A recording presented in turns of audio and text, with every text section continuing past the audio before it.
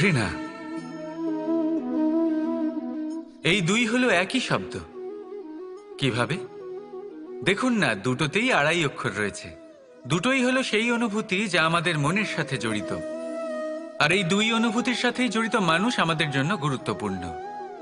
পার্থক্য শুধু এটাই যে প্রেম পায় সম্মান আর ঘৃণাকে করা হয় অবজ্ঞা। এরকম কেন? কারণ প্রেম হলো সেই অনুভূতি যেখানে মানুষ সব কিছু দিয়ে দিতে চায়, সব কিছু লুটিয়ে দিতে চায়।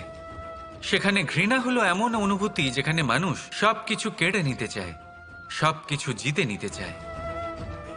তাও প্রেমের অনুভূতি কখনো আপনাকে হারতে দেয় না, আর ঘৃণার অনুভূতি কখনো আপনাকে জিততে দেয় না। এবার কি করবেন আপনি? একটাই জীবন, ঘৃণার সাথে বাঁচবেন নাকি প্রেমের সাথে? আমি তো প্রেমকেই চয়ন করব। রাধা রাধা। সূর্য কারোর জন্য হলেন শক্তিদাতা ঈশ্বর, আবার কোনো প্যাঁচার জন্য হলো চোখ বন্ধ করে দেওয়ার মতো তীব্র আলো।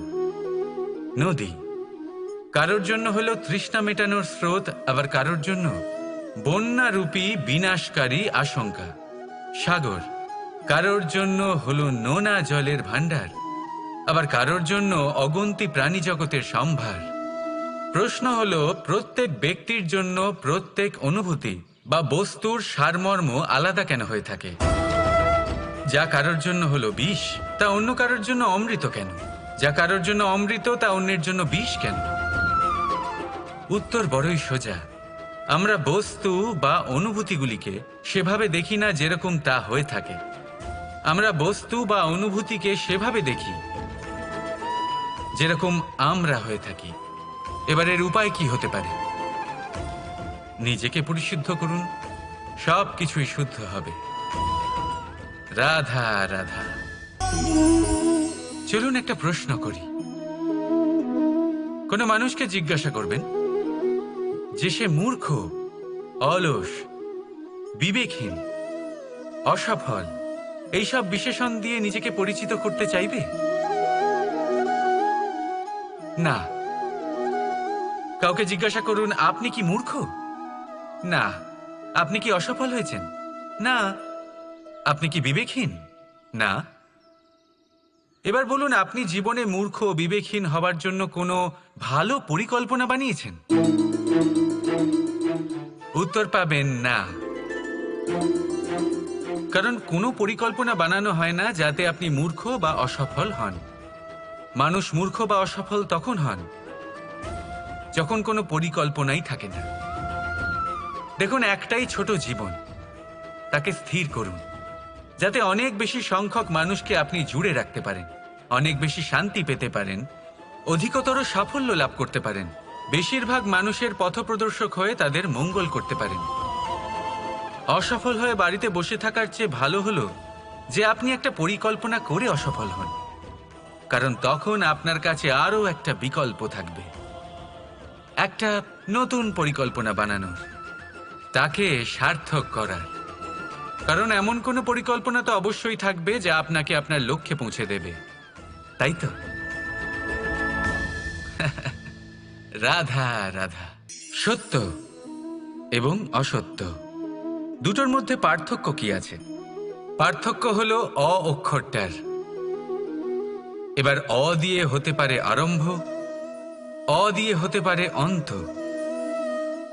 সত্য হলো সেটা যেখানে সমস্ত পথের আরম্ভ হয়, অসত্য সেটা যেখানে সমস্ত পথের শেষ হয়। এবার এরা চলতে হয়তো পারে না, কিন্তু তাও ছাপ রেখেই যায়। সত্য সেই ছাপ রেখে যায় যা একটা উজ্জ্বল উৎকৃষ্ট উদাহরণ হতে পারে, আর অসত্য সেই উদাহরণ তৈরি করে যা একটা কলঙ্কিত ইতিহাস তৈরি করে। এখন আপনি আগামী সময়ের জন্য কেমন ছাপ রেখে যাবেন, এই সিদ্ধান্ত পুরোপুরি আপনার। রাধা রাধা। কখনো ভেবে দেখেছেন আমরা জিহ্বার সাথে সাথে কান কেন পেয়েছি? এবার আপনি বলবেন, এ তো সহজ কথা, যাতে আমরা কথা বলার সাথে সাথে শুনতেও শিখি। এবারের আরো একটা গুরুত্ব আছে। আগে আমাকে বলুন, নিজের প্রশংসা শুনতে কার না ভালো লাগে? সবারই ভালো লাগে। এটাই হলো মূল কথা। যদি এই কান দিয়ে আপনি নিজের প্রশংসা শুনতে চান, তাহলে সর্বপ্রথম এই জিহ্বা দিয়ে অন্যের প্রশংসা করতে শিখুন। এবার প্রশংসার বিষয়ে একটা অত্যন্ত গুরুত্বপূর্ণ কথা আপনাদের বলি। কখনো যদি কারোর প্রশংসা আপনি করেন, তাহলে সবার আগে সেই ব্যক্তির উৎসাহ বেড়ে যায়। আর তারপর নিজে যদি ভেবে দেখেন, তাহলে নিজের মনেও সন্তুষ্টি আর প্রশান্তি চলে আসে। আর একবার যদি এই মন প্রশান্তিতে ভরে যায়, তারপরে কেউ প্রশংসা করুক বা না করুক, কিচ্ছু যায় আসে না। সেই জন্য সবসময় অন্যের সম্মান করবেন, স্নেহ করবেন, প্রশংসা করবেন, সুখ ভাগ করে নেবেন। যার মধ্যে যেটা ভালো আছে তা বলুন, তাকে মনে করান তিনিও ভালো, তার উৎসাহ বাড়িয়ে তুলুন। তিনি জীবনে সামনে এগোবেন, আর এই ব্রহ্মাণ্ড আপনাকে কখনো পিছিয়ে থাকতে দেবে না। রাধা রাধা। কখনো প্রদীপ জ্বালাতে গিয়ে আপনার হাত পুড়ে গেছে? একবার মনে করে দেখুন সেই অনুভূতি।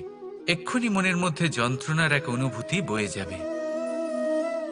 কখনো হাঁটতে হাঁটতে পায়ে কাঁটা ফুটে গেছে?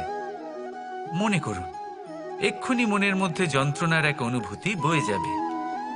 এরকম কেন হয়ে থাকে? কষ্ট তো শুধু তখন হয়েছিল, কিন্তু যদি আজ মনে করেন, তাহলে সেই যন্ত্রণা আপনার মনে মাথায় থেকেই যায়। এরকম কেন হয়ে থাকে যে জীবনে যখনই আমরা যন্ত্রণার অনুভব করি, তারপর আমরা সেই যন্ত্রণা নিজের সাথে বহন করে নিয়ে চলি? কারণ হলো একটাই, চিন্তা। কোনো যন্ত্রণাই এতটা কষ্ট আমাদের দেয় না যতটা কষ্ট এই চিন্তা দেয়। তাহলে এই চিন্তা ত্যাগ করুন আর ভাবুন যে কিভাবে নিজেকে সবসময় আনন্দে রাখা যায়। আর অতীতকাল এবং ভবিষ্যতের চিন্তা ছেড়ে দিন, এই বিষয়ে ভাবাই ছেড়ে দিন। শুধুমাত্র এটা ভেবে নিন যে আজ আমায় নিজেকে আনন্দে রাখতে হবে, যে করেই হোক। এটা করা শুরু করে দিন। তারপর আপনি দেখবেন আপনার কাল, পরশু, পরের সপ্তাহ, সমস্ত মাস, সমস্ত বছর, পরের বছর, সম্পূর্ণ জীবন আপনি শুধুমাত্র প্রসন্নতাই পাবেন। এবার আসুন এই প্রসন্নতার সাথেই বলুন, রাধা রাধা। এই জীবনে মানুষ শুধু তিনটি জিনিসের পেছনে ছোটে: ছায়া অর্থাৎ সঙ্গী, সম্মান; কায়া অর্থাৎ সুন্দর বলিষ্ঠ শরীর; আর তৃতীয় হল মায়া অর্থাৎ ঐশ্বর্য। এবার অবাক করার মতো বিষয় হলো, সময় এলে পরে এই তিনটি বস্তুই সবার আগে আপনাকে ত্যাগ করে। অন্ধকারে ছায়া আপনাকে ত্যাগ করে, বার্ধক্যে কায়া আপনাকে ত্যাগ করে, আর অন্তিম সময়ে মায়াও আপনাকে ত্যাগ করে। এগুলো কিছুই কাজে আসে না যার পেছনে আপনি সারা জীবন দৌড়েই যাচ্ছিলেন। যদি কিছু কাজে লাগে, তা হলো আপনার প্রেমপূর্ণ ব্যবহার যা আপনি সংসারকে দিয়েছেন। এ হলো সেই প্রেম যা অন্ধকারে প্রদীপ হয়ে আপনাকে আলো দেবে। এ হলো সেই প্রেম যা বার্ধক্যে হাত রূপে আপনাকে শক্তি দেবে, সহায়তা করবে। আর যখন আপনার কাছে অর্থ থাকবে না, তখন এই প্রেমই আপনাকে সামর্থ্য যোগাবে। জীবনে যদি কিছু উপার্জন করতে চান, তাহলে শুধু প্রেম উপার্জন করুন। যদি আপনিও আমার মতো দূরের কথা ভাবতে চান, তাহলে শুধুমাত্র প্রেম উপার্জন করুন। আর এখন এই প্রেম ভাব নিয়েই বলুন, রাধা রাধা। সংসারে নিয়তি অনেক কিছু নির্ধারণ করে, যেমন প্রত্যেকটি জিনিসের সীমারেখা। শরীরের মধ্যে থাকা জল, তার মাত্রাও এই নিয়তি নির্ধারিত করে রেখেছে। কি করে? দেখুন, যদি সঠিক সময়ে আপনি পরিশ্রম করে নিজের ঘাম না ঝরান, তাহলে কিছু সময় পরে আপনার চোখের জল অবশ্যই ঝরবে। কারণ সবকিছু যদি ভাগ্যের জোরে পেয়ে যাওয়া যায়, তাকে কর্মের দ্বারা সামলে রাখতে হয়। যদি পরিশ্রম করতে থাকেন তাহলে যা পেয়েছেন তা সামলে রাখতে পারবেন, আর যা যা আপনি পেতে চান তা অবশ্যই পাবেন।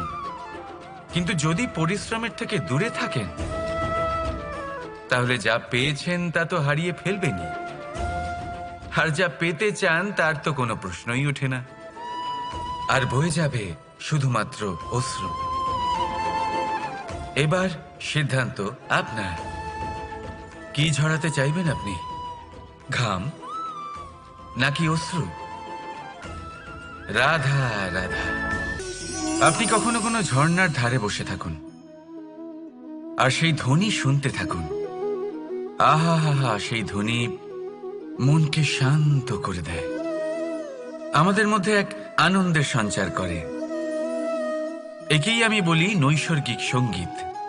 কখনো ভেবে দেখেছেন এই সঙ্গীত উৎপন্ন করার জন্য জলকে কত পরিশ্রম করতে হয়, কি না করতে হয়?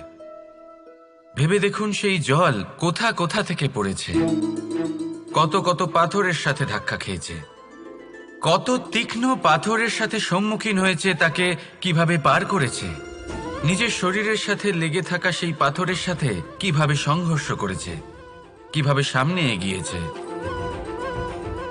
ভাবুন, এই সব কিছু হওয়ার পরেই সেই সঙ্গীত উৎপন্ন হয়েছে। এই ঝর্ণার এই মধুর সঙ্গীত কখনো আপনার কান পর্যন্ত পৌঁছতই না যদি সেই জলের বিরোধিতা করার জন্য সেই পাথর না থাকত। এর সারমর্ম কি হতে পারে? সারমর্ম হলো একটাই, এই সব বাধার সম্মুখীন হন, এদের থেকে দূরে পালাবেন না, কারণ এই বাধা হলো নৈসর্গিক। সবার জীবনে এই বাধা রয়েছে, তার সম্মুখীন হন, জীবনের সামনে এগোন। আর আপনিও নিজের ভেতর থেকে সৃষ্টি করুন এই নৈসর্গিক সঙ্গীত, আর এই সংসারে ছড়িয়ে দিন শান্তি আর প্রসন্নতা। রাধা রাধা। এই পুষ্প দেখতে পাচ্ছেন আপনি? কি সুন্দর এই পুষ্প। সবাই চায় এরকম কোনো এক পুষ্প সে নিজের করে নেবে, নিজের কাছে রাখবে। এবার ভাবুন, এই পুষ্প যে সম্মান পায় তা কিসের জন্য পায়? শুধু কি তাকে সুন্দর দেখতে বলে?